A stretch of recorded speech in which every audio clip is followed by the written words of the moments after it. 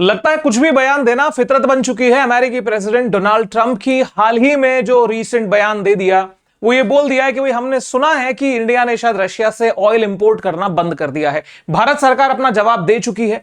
जवाब बड़ा मजबूती से दिया गया जो शायद पेट में ट्रंप के पचने वाला नहीं है। रिएक्शन आजकल में आपको देखने में मजबूती से और मिल जाएगा। ड्रामा बड़ा होगा, कुछ नए एपिसोड भी साथ में बनने वाले हैं। हर चीज को हम कवर करेंगे, देखते हैं कि क्या कहानी है और कैसा इसका विस्तार हुआ है। साथियों नमस्कार, मेरा नाम है नीरज पारिक। आप देख रहे हैं Neeraj Pareek official YouTube channel. यदि फर्स्ट टाइम आप हमारे साथ में हैं तो truth, insight and impactful content के लिए अभी हमारी फैमिली से जुड़िए, जो कि आप लोगों तक पहुंचाएगी अनफिल्टर्ड एंड अनबायस कंटेंट। साथियों, भारत और रशिया की यदि फ्रेंडशिप की बात करें तो जैसा कि आज की डेट में एक बयान आया है, भारत के विदेश मंत्रालय के प्रवक्ता श्री रणधीर जायसवाल साहब ने एक बात बोली है कि यह टाइम टेस्टेड फ्रेंडशिप है जिसके ऊपर क्वेश्चन मार्क नहीं लगाया जा सकता। नेहरू जी के कालखंड से यह दोस्ती की शुरुआत होती है, क्योंकि जिस समय पे आलाप लग रहे थे अमेरिका की तरफ से कि भैया पूंजीवादी गुट में आ जाइए, रशिया या यूएसएसआर उस तरफ से बात बोल रहे थे समाजवादी गुट में शामिल हुई है। नेहरू जी ने गुट निरपेक्षता की नीति अपनाई, लेकिन झुकाव समाजवादी विचारधारा की तरफ रखा और उसका लाभ भी भारत को बहुत लंबे समय तक होता रहा, आज भी हो रहा है। लेकिन इन्हीं संबंधों की गहराई, इन्हीं संबंधों की जड़ें उस समय आती है जब 1971 में इंदिरा जी ने एक समझौता, एक स्ट्रैटेजिक डील, पार्टनरशिप रशिया के साथ में की, उस समय के यूएसएसआर के साथ में की, क्योंकि पाकिस्तान अमेरिका की एक जो जोड़ी है ना, वो एक ऐसा समझौता कर चुकी थी कि पाकिस्तान पे कोई भी खतरा उत्पन्न होगा तो अमेरिका उसका साथ देने के लिए तैयार होगा। अमेरिका ने उसका जो है कि प्रमाण भी दिया, लेकिन उसी के साथ में रशिया भी भारत के साथ में मजबूती से खड़ा रहा। तो इन सारी स्थितियों को देखते हुए बात यह समझ में आती है कि भारत का और रशिया की जो रिलेशंस रहे, जो सहायता रशिया या कहिए यूएसएसआर ने उस समय भारत की, तो भारत इस दुनिया में एक नए देश को जन्म दे पाया। भारत अपने वचन पे कटिबद्धता, जो बांग्लादेशी लोग थे उनके सहयोग में खड़ा हो पाया और पाकिस्तान के उस दुर्दांत शासन के खिलाफ एक मजबूत आवाज लगा पाया और अमेरिका को सीधी और सरल भाषा में चुनौती दे पाया, क्योंकि रशिया जैसे एक परिपक्व, मजबूत और एक कमिटेड फ्रेंड का साथ भारत को मिल चुका था। अब मेरे साथियों क्या था, 1971 का वॉर चल रहा था। मैं ये कॉन्टेक्स्ट आपको इसलिए बता रहा हूं कि आपको असल वो जड़ समझ में आए जो शायद ट्रंप नहीं देख पा रहे। साथियों, जिस समय पे भारत और पाकिस्तान का टेंशन पीक पे पहुंचा था, पाकिस्तान वाले बांग्लादेश वाले उस सेगमेंट पे, उस समय पे पाकिस्तान के सहयोग के लिए अमेरिका ने अपना 7वां बेड़ा, जो कि उसकी नेवी का था, उसको भारत के खिलाफ रवाना कर दिया था कि भारत को सबक सिखा के आइए। वहीं पे भारत के सहयोग में, जो कि समझौता भारत ने यूएसएसआर से किया था, रशिया ने अपनी परमाणु पनडुब्बियां भारत के तटों की रक्षा के लिए, भारत की संप्रभुता की रक्षा के लिए रवाना की थी। और ये जो लाइन आप देख रहे हैं, ये लाइन वो रिकॉर्डेड लाइन है जो कि अमेरिका के उन जहाजों ने, जो आवाज वहां पे जब रिकॉर्ड हुई कि साहब वो आपस में क्या बात कर रहे हैं, तो उनका स्टेटमेंट था, there are the Russian atomic submarines here. यहां पे तो सबमरीन पहुंची हुई है and a big collection of battleship. मतलब मामला थोड़ा गड़बड़ है, यहां पे हम टिक नहीं पाएंगे। और इसी बल के पीछे भारत ने अपने झंडे गाड़े थे। तो ये वो रूस है जिसके साथ में अमेरिका ने बोल दिया कि भाई हमने कहा है, तो ये रशिया से ट्रेड बंद हो गया। भारत सीधा सरल जवाब दे चुका है। दोस्तों, इतिहास गवाह है इस बात का कि भारत के हर मुद्दे पे अमेरिका विपक्ष में खड़ा रहा, चाहे वो कश्मीर इशू रहा हो। आप इस न्यूज को यदि आप देखेंगे, Kashmir not to join domain, मतलब उस समय माहौल जब चल रहा था कि भारत का एकीकरण का दौर था, सरदार वल्लभ भाई पटेल अपने संपूर्ण प्रयासों में लगे हुए थे, तो 3 रियासतों को लेकर आपको पता है टेंशन चल रही थी, एक कश्मीर, एक हैदराबाद, एक जूनागढ़। तो जूनागढ़ ने कहा था हिंदू स्टेट जॉइंस पाकिस्तान, उस समय की न्यूज कटिंग में आपके लिए लाया। दूसरा, Hyderabad not to join any union, ये भी इंडिपेंडेंट रहना चाह रहा था। और कश्मीर ने भी कहा था कि भैया हम भी कोई ज्वाइन नहीं करेंगे। तो बाद के अंदर जब ये सिग्नेचर होते हैं, संधि पत्र पे, विलय पत्र पे हस्ताक्षर हो जाते हैं, तो कश्मीर इशू के ऊपर अमेरिका ने वीटो लगाने की कोशिश की थी। यानी कश्मीर के मुद्दे पर जब वीटो लगाने की कोशिश हुई, तो ये उस समय के न्यूयॉर्क टाइम्स की एक क्लिप में आपको दिखा रहा हूं। मुझे पता है विजिबल क्लियर नहीं होगा, लेकिन ये जो लाइट कलर में आप यहां देख रहे हैं, ये न्यूज छपी थी। मैं जो थोड़ा सा मैं पढ़ पा रहा हूं, पढ़ के सुनाता हूं। यहां लिखा है, Soviet veto kills UN Kashmir plan. Soviet veto kills UN Kashmir plan. जब मैं शब्द यूएन बोल रहा हूं उसको आप यूएस भी पढ़ सकते हैं, समझदार को तो इशारा ही काफी होता है। तो भारत के साथ में उस समय से ही रशिया ने मजबूती से कंधा रखाया।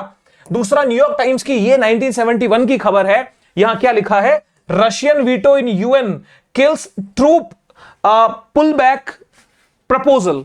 मतलब जो भारत के ऊपर दबाव बन रहा था कि अपनी सेनाओं को वापस लेके जाइए, उस पर भी वीटो किया था रशिया ने। नहीं, भारत के साथ में अपनी हर स्थिति को वो इस तरह से लेके खड़ा था मानो कि उसी देश के साथ में, रशिया के साथ में, खुद के साथ में कोई वो घटना हो रही हो, और उस तरह से भारत का साथ निभाया। तो संबंधों की मिसाल देना तो लाजमी है। इसलिए वर्तमान जो राष्ट्रपति हैं रशिया के, व्लादिमीर पुतिन का कमिटमेंट इंडिया के साथ बड़ा सॉलिड और स्ट्रांग रहा है। अब यही चीज सर खूब परेशानी का कारण जो है वो इनके लिए बन रही है। इनकी परेशानी का कारण सर मैं अगर एक शब्द में कहूं तो सेल्फ। ये खुद व्यक्ति अपनी परेशानियों का कारण है, ये खुद व्यक्ति इस दुनिया के अंदर परेशानियों का कारण है, ये व्यक्ति अमेरिका की रीजनल पॉलिटिक्स के परेशानियों का कारण है। समझिए आखिर में क्यों? क्योंकि जब ये श्रीमान ने शपथ तो बाद में होती है, पहले जब ये प्रचार कर रहे थे तो इन्होंने एक बात बहुत बार दोहराई कि सब 24 घंटे चाहिए, रशिया यूक्रेन का वॉर में रुकवा दूंगा। मैं बहुत बार, हर बार इसका हवाला देता हूं। तो सर यही तो सर वो बात है जो एक बोलते ना कि नाक का सवाल बना हुआ है, सुधर नहीं रही चीजें, तो करें क्या? रशिया और यूक्रेन की टेंशन खत्म नहीं हो रही है। रशिया को जो कंट्रोल जिस तरह से करना चाहते हैं, अपनी पैर की जूती बनाना चाहते हैं, तो सर ये पैर की जूती नहीं बन रहा सर, ये सिर के ऊपर जूता जरूर पड़ रहा है। उससे परेशानी सर हर दिन बढ़ती जा रही है। कुछ दिन पहले साहब ने धमकी दी कि 50 दिन में वॉर खत्म करो वरना टैरिफ लगा दिए जाएंगे। द हिंदू का ये न्यूज है, आपके सामने क्लियर है। जब ये कुछ होता नहीं दिखा तो अचानक से स्कॉटलैंड गए हुए थे, गोल्फ खेलते खेलते दिमाग में कुछ आया, तो बोला नहीं यार ये तो अपनी बेइज्जती का काम हो रहा है। पहले हमने 24 घंटे बोला, अब इसको 50 दिन दिए। अब यहां पर 50 दिन के इतने दिन बीते, कुछ नहीं हुआ, तो चलो कुछ धमाका करते हैं। धमाका किया और बोल दिया कि साहब 10 दिन के अंदर युद्ध खत्म करो, शांति समझौता करो, वरना 100% टैरिफ आप पे लगा दिए जाएंगे। तो होना क्या था, 10 दिन का दौर बीत रहा है, कोई विशेष यहां पे सूचना रशिया की तरफ से नहीं है। उल्टे जनाब ने तो वहां पे जो पूर्व राष्ट्रपति दमित्री मेदवेदेव के एक शब्द के ऊपर यह बात कह दी कि भैया हमने तो आदेश दे दिया है कि 2 परमाणु पनडुब्बी जो है वो रशिया के पास में हम तैनात करने जा रहे हैं, क्योंकि रशिया से हमें खतरा है। वहां पे आपको डेड हैंड एक कभी इसकी व्याख्या मैं करूंगा असल में हुआ क्या था, लेकिन परमाणु पनडुब्बियों की बात तो वो कह चुके हैं। अब यहां पर द हिंदू को जब मैंने पढ़ा तो वो एक एनालिसिस दे रहे हैं इस बात का कि भाई ये जो परमाणु पनडुब्बी शब्द है न्यूक्लियर सबमरीन वर्ड है, तो न्यूक्लियर सबमरीन का मतलब क्या है? इस submarine equipped with the nuclear weapon और इस submarine powered by the nuclear energy. बात को समझिएगा कि एक परमाणु पनडुब्बी, जब हम परमाणु पनडुब्बी शब्द कह रहे हैं तो क्या वो परमाणु पनडुब्बी का मतलब यह है कि वो पनडुब्बी के ऊपर परमाणु हथियार इंस्टॉल्ड है, या वो पनडुब्बी परमाणु ऊर्जा से चलती है? इसके ऊपर से एक सवालिया निशान लग गया, क्योंकि ये ट्रंप है, इनको हर चीज के अंदर थोड़ा सा बोलते ना अपनी साधारण भाषा में, बच्चों वाली भाषा में, भैया चुल है तो चुल है। तो क्लियर यहां पे किया नहीं कि कौन सी परमाणु पनडुब्बी, और ये द हिंदू में आप पढ़ेंगे तो बड़ा इंटरेस्टिंगली इसको हाईलाइट किया गया है। चलिए सब बात आगे बढ़ती है। अब यहां पर ट्रंप की पोजीशन क्या हो चुकी है कि ट्रंप सत्ता में आए, लोगों के इमोशंस को जगाया था, मेक अमेरिका ग्रेट अगेन के नारे लगाए थे, और इवन ना सिर्फ अमेरिका, पूरी दुनिया के राइट विंग ने बड़ा मजबूती से सपोर्ट किया था कि वो ट्रंप आएंगे तो हमारे भाग खुल जाएंगे, ट्रंप आएंगे तो बहुत कुछ बेहतर हो जाएगा। तो ट्रंप आए हैं। अमेरिका के अंदर 2 सर वर्ग बढ़ चुके हैं। एक वर्ग का बहुत असल एक डेटा बताता हूं, आपको आश्चर्य होगा। एक वहां की जो एजेंसी ने वहां पे एक सर्वे कराया और कहा कि 95% वो लोग जो रिपब्लिकन पार्टी के सपोर्टर थे, जिन्होंने ट्रंप को वोट किया, वो सर डाटा घट के अप्रॉक्स 40% पे आ चुका है। आप सोचिए अप्रॉक्स 50% की पॉपुलैरिटी की कमी अगर अमेरिका में उसी पार्टी के लोगों के बीच में हो गई तो दुनिया में तो सर बात ही क्या है। कोई बात नहीं सर, अब ये मेक अमेरिका ग्रेट अगेन के पीछे नारा तो दुनिया के पीछे लग गया कि सब पवित्र कर देंगे भैया, कुछ नहीं छोड़ने वाले, सब कुछ प्योर करेंगे। और इसी पवित्रता के पीछे लेकर के खुद को अवतार बताने की कोशिश की। मैं तो जब थोड़ा सा धर्म ग्रंथों की तरफ नजर डालता हूं तो समझ में ही आता है कि भगवान श्री कृष्ण के समान बनने के लिए एक व्यक्ति का नाम सुना हो पॉन्ड्रिक, तो मुझे पॉन्ड्रिक से तुलना होती है कि भाई हम ही अवतार हैं और बाद में क्या हश्र हुआ वो आपके सबके सामने है। तो ये क्या है, दुनिया के बीच में ठेका लेके चलते हैं कि भाई हम जो है दुनिया को ठीक करेंगे। ये एक थ्योरी बहुत पुरानी चली आ रही है जो कि ब्रिटेन के अंदर पॉपुलर थी, व्हाइट मेंस बर्डन, श्वेत जाति का भार है, हम श्वेत लोगों पे भार है दुनिया को सिविलाइज करने का, तो दुनिया को गुलाम बनाया। अब एक नई तरह की आर्थिक गुलामी का, new kind of economic imperialism, उसको बढ़ाने की कोशिश सर यहां पे हो रही है। अभी जो सब पवित्र करने की कोशिश है, सब पवित्र करने में ये सारा जिसको बोलते ना कि रायता फैल रहा है, इसको समेटने वाला कोई दिख नहीं रहा। कोशिश हर तरह से की है रशिया को रोकने की, चाहे फिर वो डॉलर के थ्रू उसको परेशान करने का काम हो, उसके ऑयल ट्रेडिंग को रोकने का काम हो, या तो स्विफ्ट जो बैंकिंग सिस्टम से बाहर करने का काम हो। विशेष प्रभाव नहीं पड़ पाया, विशेष प्रभाव नहीं पड़ पाया। इसका रीजन रशिया को सपोर्ट करने वाले देश कौन है, ये अमेरिका को अच्छे से पता है। वो जानता है कि इसके साथ में खड़े ये देश दो हैं, चीन और भारत। चाइना के ऊपर तो विशेष सर बात चलती नहीं, क्योंकि चाइना ऑलरेडी अमेरिका को बहुत बड़े लेवल के ऊपर टक्कर दे रहा है। उम्मीद है भारत से कि भाई भारत हमारे बहुत सारे समझौतों में साथ है, भारत एक गुटनिरपेक्ष नीति पे चला है। धीरे धीरे 1990 के बाद में जब एलपीजी, लिबरलाइजेशन, प्राइवेटाइजेशन, ग्लोबलाइजेशन के कॉन्सेप्ट में भारत आया, अपने पॉलिसीज में चेंज किया, तो अब तो सर हमारे साथ होना ही चाहिए। आपने सिविल न्यूक्लियर डील अमेरिका के साथ में की, आप तो उनको उम्मीद है, जैसे कि आप क्वाड में भारत अमेरिका के साथ हो, तो इनको उम्मीद लगी भाई भारत पे कंट्रोल किया जा सकता है। भारत पे प्रयास किए, क्यों? क्योंकि भारत और चाइना मिलकर के जिस ऑर्गेनाइजेशन को मजबूत कर रहे हैं वो है ब्रिक्स। और ब्रिक्स आज के टाइम में अमेरिका की सबसे बड़ी चिंता बन चुकी है, क्योंकि ये बोल रहे हैं कि भाई ये लोग डॉलर को चुनौती देना चाहते हैं। मेरे दोस्तों एक बात समझिएगा, अमेरिका का इतिहास कभी उठा के आप देखेंगे तो आपको एक बात समझ में आएगी कि डी डॉलराइजेशन अमेरिका के सबसे बड़ा भयानक एक तरह से कल्पना या उसका सपना हो सकता है। उसके कान में कोई कहे डी डॉलराइजेशन, यानी डॉलर से अब दुनिया हट रही है, तो सर उसको नींद ना आए। डॉलर के पीछे मिस्र को, इजिप्ट को, कौन थे नाम मैं थोड़ा सा बोल रहा हूं, कर्नल गद्दाफी, उनको सर क्या हाल किया वहां पे इजिप्ट में। उसके साथ में इराक के अंदर वही डॉलर वाली फाइट थी, ईरान में डॉलर वाली फाइट है। बहुत सारे देशों के अंदर जहां जहां कोशिश हुई है डॉलर को चैलेंज करने की, इस देश ने अपने रंग दिखाए हैं। तो सर यहां पे ब्रिक्स के लिए बोलते हैं कि भैया डॉलर को चैलेंज करना चाहता है, इसलिए हम इसको कंट्रोल कर लेंगे। यहां पर रशिया तो सर मेन टारगेट है, रशिया तो लीड कर रहा है, रशिया को तो ये सबसे बड़े दुश्मन के रूप में देखता है। उसकी जो लेफ्ट और राइट भुजाएं हैं वो हैं सर चाइना और इंडिया। तो चाइना और इंडिया को कैसे करके दूर किया जाए, तो उसमें इंडिया के कॉन्टेक्स्ट में बोल दिया मुंह से कि हम 3 दिन से बोल ही रहे थे कि इंडिया को ऑयल स्टॉप करना चाहिए, रोकना चाहिए, वैसे ही बयान दे दिया, ये रोक लिया है, भारत ने मना कर दिया। अब यहां पे ये जो मजबूती है ब्रिक्स की, ये असल पेट का दर्द है डोनाल्ड ट्रंप के। डोनाल्ड ट्रंप क्यों इसको तकलीफ में देखते हैं? क्योंकि उनके लिए ये बढ़ती हुई चुनौती है, क्योंकि ब्रिक्स की मजबूती डॉलर को तो चुनौती देगी ही देगी, साथ ही साथ में रशिया को मजबूत करेगी। और मजबूत होता हुआ रशिया अमेरिका की जो एक ध्रुवीयता की वैश्विक कल्पना है, जिसको एक यूटोपियन थॉट है, जिसकी एक काल्पनिक, लोग बोलते ना कि एक काल्पनिक विचार है कि दुनिया जो है वो एक ध्रुवीय हम बना देंगे, यूनिपोलर बना देंगे, उसमें सबसे बड़ी चुनौती या डेंट करने का काम कर रहा है। ब्राजील के प्रेसिडेंट जो लुला डी सिल्वा है, वो बड़ा जिसको बोलते हैं कि ठोक के जवाब दे चुके हैं। चाइना से कोई विशेष यहां पे इनकी हिम्मत पड़ नहीं रही ज्यादा बात करने, क्योंकि बैक टू बैक वो रिटेलिएट हुआ है। अब इंडिया ने भी अपने क्लियर पत्ते खोलने शुरू कर दिए हैं। हमने बैकएंड पे कुछ ऐसे डिसीजन लिए जिससे कि अमेरिका की हालत जो है वो टाइट है। अमेरिका को लग रहा है कि भैया जो हम सोच रहे थे वो हो नहीं पाया। अब यहां पे क्या क्या हुआ आप देखिए। कुछ दिन पहले इनका एक ट्रुथ सोशल के ऊपर एक इन्होंने पोस्ट किया था, उसमें सारा मेंशन करके लिखा कि जो भारत ने रशिया का सपोर्ट करने का प्रयास किया और रशिया से वो ट्रेड डील करता है, रशिया से ट्रेड डील करेगा, माफ है, जो हथियारों की आयात निर्यात करता है, उन सब को लेकर के हम परेशान हैं। और अब इसके ऊपर हम क्या लगा रहे हैं, 25% टैरिफ लगा रहे हैं, साथ में उसको पेनलाइज भी करेंगे, दंडित भी किया जाएगा। दंडित क्या किया जाएगा उसके बारे में कुछ कहा नहीं। तो कुल मिलाकर के भारत को लेकर के अब थोड़ा सा वो वोकल या थोड़े से एक्सप्रेसिव हो रहे हैं और ओपन शब्दों में बात कर रहे हैं। सारी कहानी सर ट्रेड डील के पीछे है। एक एक बात को समझिएगा।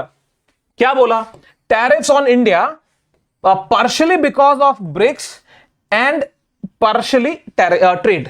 अब आपको थोड़ा सा एक ना समीकरण समझना चाहिए सर। ये समीकरण बड़ा स्पष्ट है, गौर से देखिएगा। इनका प्राइम कंट्रोल करना चाहते हैं सर ट्रेड को। क्यों करना चाहते हैं?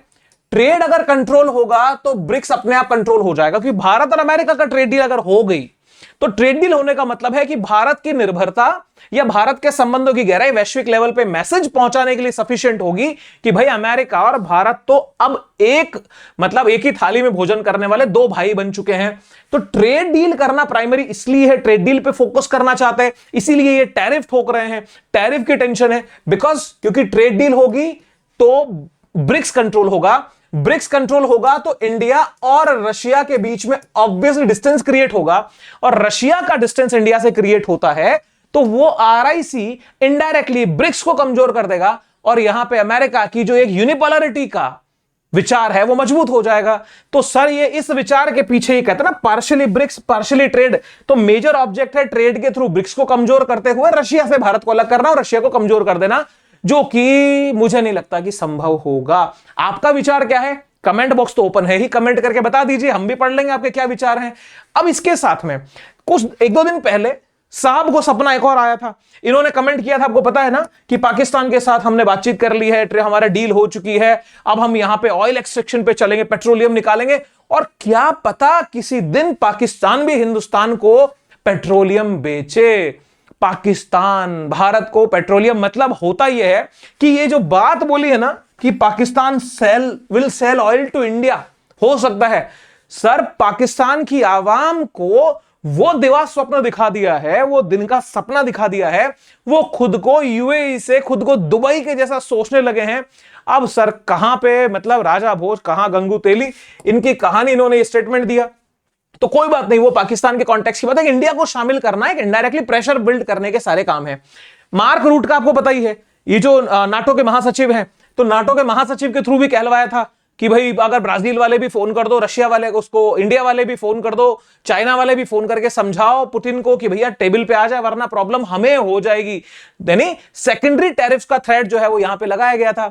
अब इन सेकेंडरी टैरिफ के थ्रेट में साहब आज बयान देते हैं कि हमने सुना है कि रशिया से इंडिया ने ऑयल खरीदना बंद कर दिया है। हमने सुना है, किसने कहा भाई आपको?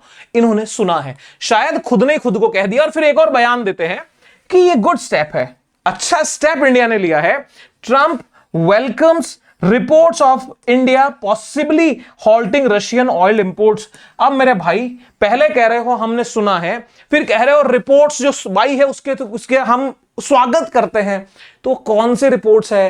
रॉयटर्स ने आई थिंक ऐसा कुछ लिखा, बट रॉयटर्स ने इसको क्लियर भी किया है आज वाले अपने न्यूज में कि भाई इंडिया ने साफ मना कर दिया, ऐसा कुछ नहीं है। अब कोई बात नहीं, इनके दिवा स्वप्न देखने की आदत है, तो इन्होंने तो साफ स्वागत किया कि रशिया से। अब सोचो रशिया से ऑयल ट्रेड की बात, एक पॉइंट और देखते हैं। तो जब ये बात खबर हुई तो सर आप समझ रहे हैं ना कि अमेरिका के प्रेसिडेंट की बातें भारत की डोमेस्टिक पॉलिटिक्स को कितना इंफ्लुएंस करती है। तो सीधा मीडिया ने सवाल किया, सवाल करके पूछा कि भैया has India stopped buying oil from Russia? Modi government ने क्या इशारा दिया सर?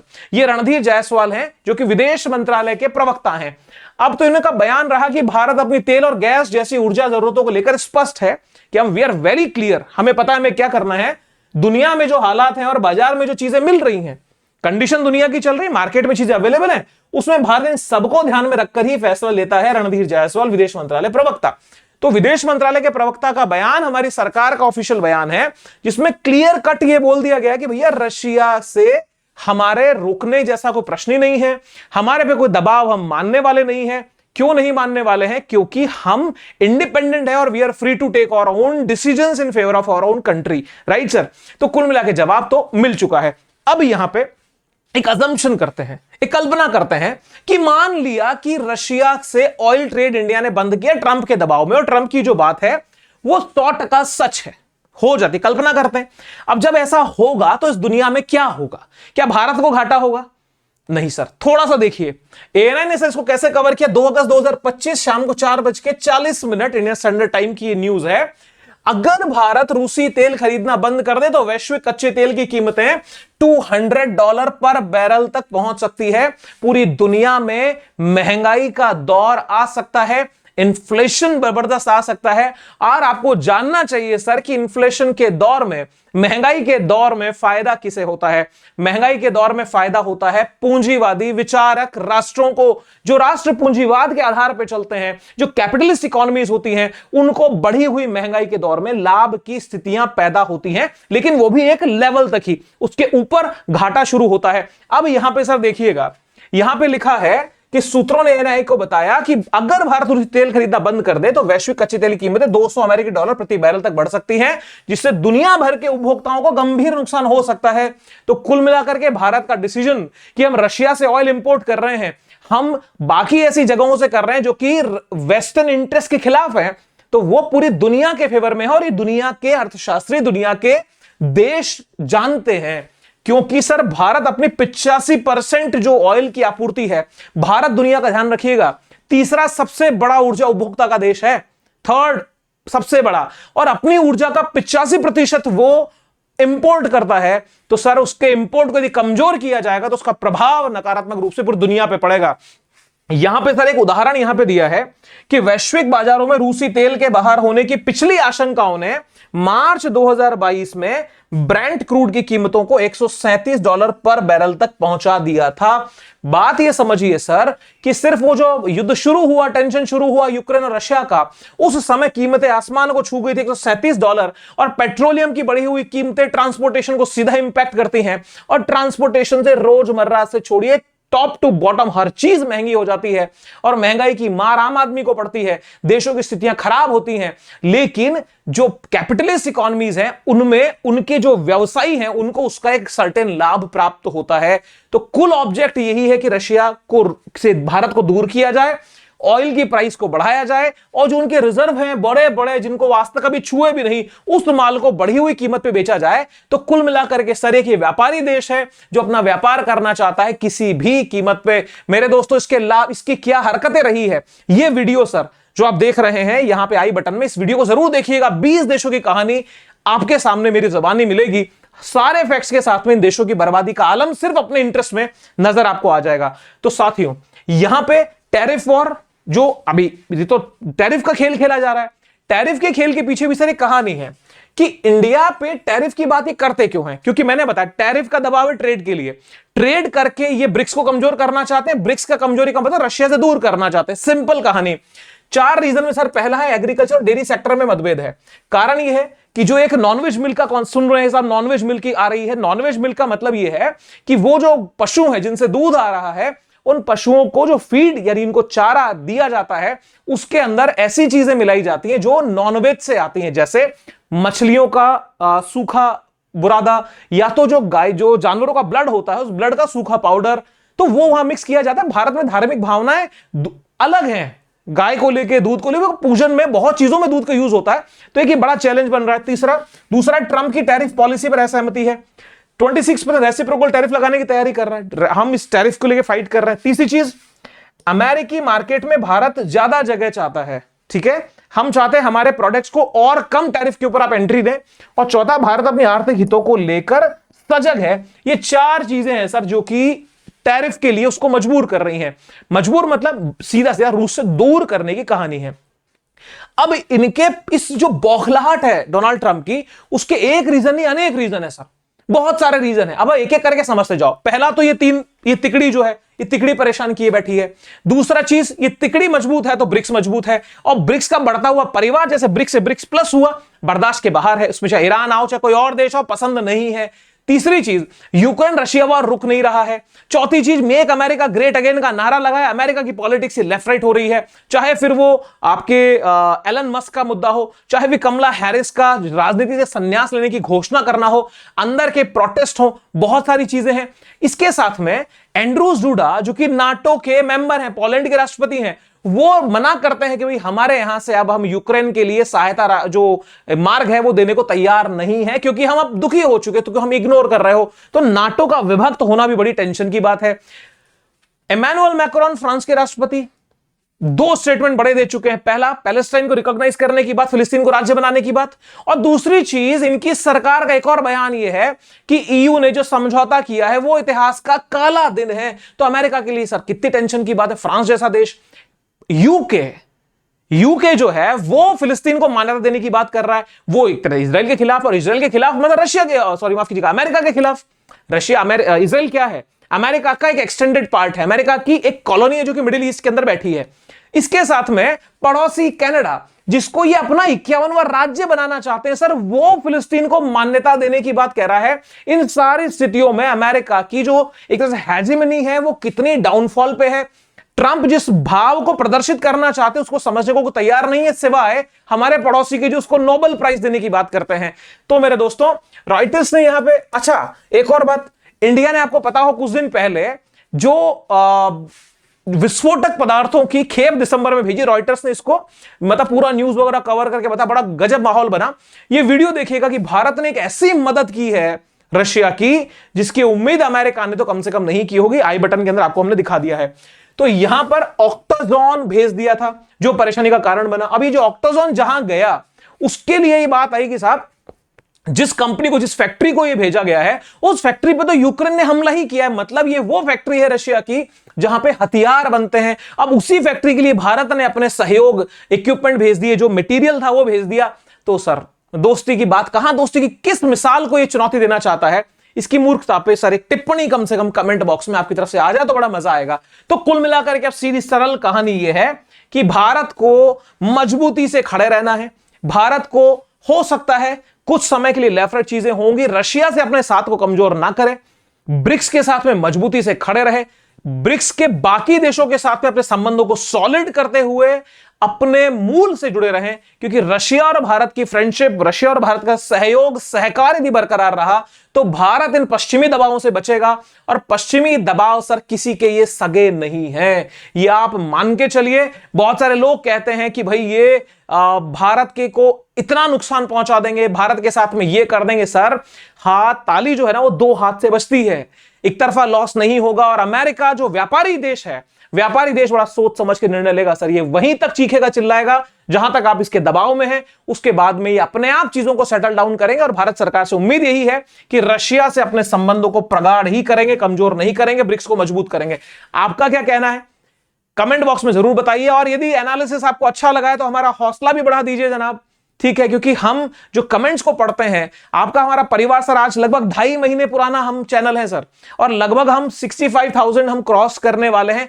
हर दिन एक बहुत तेज गति से बढ़ रहे हैं। इसीलिए संख्या मायने नहीं रखती, आपका प्यार मायने रखता है, आपके कमेंट्स मायने रखते हैं। तो हमारे साथ में जुड़े, हमें सपोर्ट करें, चैनल को, लिंक को शेयर करें, बाकी लोगों तक पहुंचाएं, जिससे कि एक अच्छी, सीधी, सरल, स्पष्ट, ट्रुथ, इनसाइट एंड इंपैक्टफुल आवाज, जो कि बिना कोई बायसनेस के, बिना कोई फिल्टर के एक चीज पे बेस है, वो है राष्ट्र प्रथम, भारत प्रथम होगा। नमस्ते सदा वत्सले मातृभूमि। मातृभूमि ही हमारे लिए सर्वोपरि है। उससे बड़े कुछ जो राष्ट्र के हित की बात होगी, नीरज पारिक यहां पे बोलेगा।